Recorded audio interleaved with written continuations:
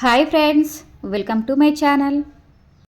ఈరోజు బిస్కెట్లు చేస్తున్నానండి. చాలా అంటే చాలా టేస్టీగా ఉంటాయి.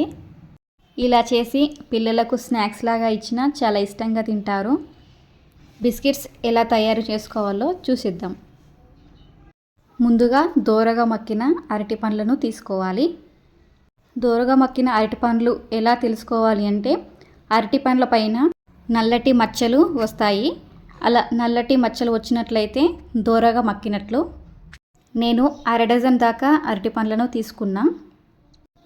ఇలా అరటి పండుకు తొక్కను తీసేసి ముక్కలుగా కట్ చేసి మిక్సీ జార్లో వేసుకోవాలి. అన్ని అరటి పండ్లను కట్ చేసి మిక్సీ జార్లో వేసుకోవాలి. అరటి పండు వేయడం వలన బిస్కెట్స్ చాలా టేస్టీగా ఉంటాయి. ఇందులో ఎగ్స్ని కూడా బీట్ చేసి వేసుకోవచ్చండి. నేను వేయట్లేదు. ఇక్కడ నేను కాచి చల్లార్చిన పాలను మీగడతో పాటు కప్పున్నర పాలను తీసుకున్నాను. మీరు కావాలి అంటే కప్పు కూడా తీసుకోవచ్చు. ఇలా పాలను వేసిన తర్వాత మిక్సీ పట్టేసుకోవాలి. పాలు వేస్తే బిస్కెట్స్ చాలా టేస్టీగా ఉంటాయి. ఈ విధంగా మిక్సీ పట్టేసుకుంటే సరిపోతుంది. ఒక బేషన్ తీసుకొని అందులో గ్లాసున్నర షుగర్ పౌడర్ని తీసుకున్నాను. స్వీట్ ఎక్కువ తినే వాళ్ళైతే ఇంకా కొంచెం యాడ్ చేసుకోవచ్చు. 1 గ్లాస్ మైదాపిండి తీసుకొని జల్లించుకుంటున్నాను. ఇలా జల్లించుకోవడం వలన ఏదైనా చెత్తగిన ఉంటే పోతుంది. ఇక్కడ నేను 2 గ్లాసెస్ పిండికి 1.5 గ్లాస్ షుగర్ పౌడర్ని తీసుకున్నానండి. ఇలా తీసుకుంటే కరెక్ట్ స్వీట్ సరిపోతుంది. ఇలా మొత్తం మైదాపిండిని జల్లించుకున్న తర్వాత మళ్ళీ 1 గ్లాస్ గోధుమ పిండిని తీసుకున్నాను. గోధుమ పిండిని కూడా సేమ్ జల్లించుకోవాలి. ఇలా పూర్తిగా జల్లించుకున్న తర్వాత అందులో 1 టేబుల్ స్పూన్ సాల్ట్ని వేసుకోవాలి. సాల్ట్ వేస్తే మంచి టేస్టీగా ఉంటాయి బిస్కెట్స్. 1/2 టేబుల్ స్పూన్ ఇలాచీ పౌడర్ను వేసుకోవాలి. ఇలాచీ పౌడర్ వేసిన తర్వాత ఒకసారి బాగా కలిపేసుకోవాలి. ఇలా నేను వీడియోలో చూపించే విధంగా మొత్తం కలిపేసుకోవాలి. ఇలా పిండి మొత్తం కలిపేసిన తర్వాత అందులో 2 టేబుల్ స్పూన్ నెయ్యిని వేసుకోవాలి. నెయ్యి పిండికి పట్టే విధంగా కలుపుకోవాలి. ఇలా నేను వీడియోలో చూపించే విధంగా కలుపుకుంటే సరిపోతుంది. ఇలా మొత్తం పిండి కలిపిన తర్వాత పాలు అరటి పండ్లను ఫస్టే మిక్సీ పట్టేసుకున్నాం కదండి, ఆ పాలను వేస్తూ కలుపుకోవాలి.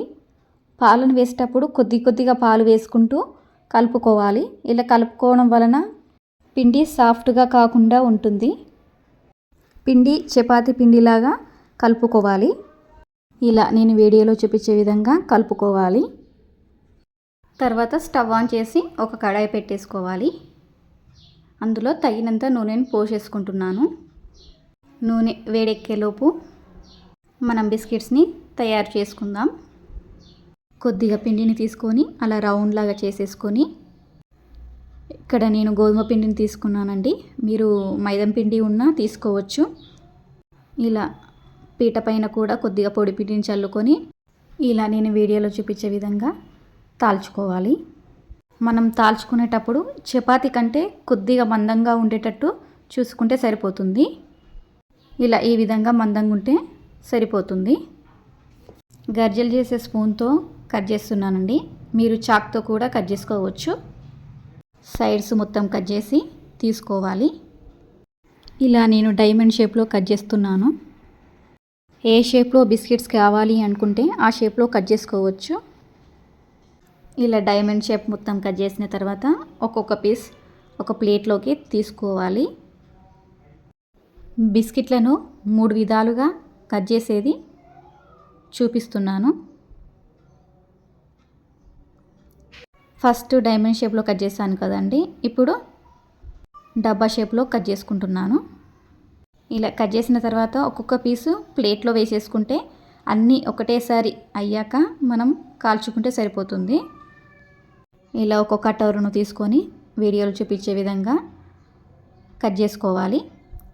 ఇవి రౌండ్ షేప్లో వస్తాయి. ఇలా మీకు ఏ షేప్ కావాలి అనుకుంటే ఆ షేప్లో బిస్కెట్లను తయారు చేసుకోవచ్చు. ఇలా మొత్తం పిండిని ఇదే మాదిరిగా చేసుకోవాలి. ఇలా అన్నీ చేసిన తర్వాత ఆయిల్ వేడెక్కిందో లేదో అని చెక్ చేసుకోవాలి. ఆయిల్ వేడెక్కిన తర్వాత ఒక్కొక్క పీస్ని వేసుకోవాలి. ఆయిల్లో వేసుకునేటప్పుడు కొంచెం స్లోగా వేసుకోండి. ఒక వైపు కాలిన తర్వాత ఇంకో వైపుకు తిప్పుకోవాలి. బిస్కెట్స్ చేసుకునేటప్పుడు మీడియం టు హై ఫ్లేమ్లో పెట్టి చేసుకోవాలి. బిస్కెట్లను గోల్డెన్ బ్రౌన్ కలర్ వచ్చాక తీసుకుంటున్నాను. ఇలా ఈ విధంగా కలర్ వచ్చిన తర్వాత తీసుకోవాలి. ఇవి ఫస్ట్లో తీసుకునేటప్పుడు కొంచెం సాఫ్ట్గానే ఉంటాయి. తీసుకున్న తర్వాత డ్రై అవుతుంటే కొంచెం గట్టిగా అవుతాయి. ఇలాగే బిస్కెట్లను మొత్తం కాల్చుకోవాలండి.